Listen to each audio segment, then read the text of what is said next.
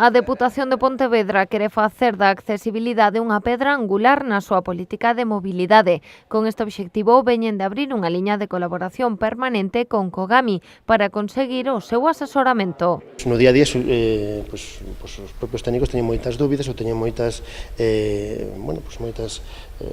dificultades de criterio. É importante establecer unha liña de colaboración constante de asesoramento por parte dos técnicos de accesibilidade de Cogami para poder, entre todos, definir que o proxecto sexa o máis exitoso posible. Benítez lembrou que a súa prioridade son as persoas, algo que xa está recollido no decálogo que hai un tempo presentou a Deputación e ao que se axustan todas as súas intervencións. O deputado recoñeceu que en ocasións estes criterios atópanse con reticencias dende os concellos. Fai falta moito máis esforzo por parte de todas as administracións, nomeadamente fago un chamamento aos concellos, a que se impliquen en que os espacios públicos teñen que ser accesibles por lei no 2020 e que debe, por tanto, de ser unha vontade política total dos concellos facelos. O presidente de Cogami agradeceu este esforzo dende o goberno provincial. Anxo Queiruga asegurou que a accesibilidade é unha cuestión que debe preocupar a toda a sociedade.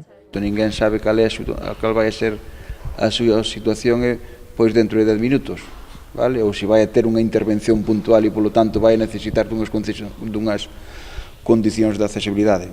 O que non se pode tolerar é que a administración pública, con diñeiro de todos os cidadáns, pois faga actuacións que non sean de utilidade para a sociedade no seu consumo. Uxío Benítez tamén anunciou a intención da Deputación de convocar unha mesa provincial pola accesibilidade, na que estarán representantes de asociacións e entidades que poderán expresar ideas e problemáticas.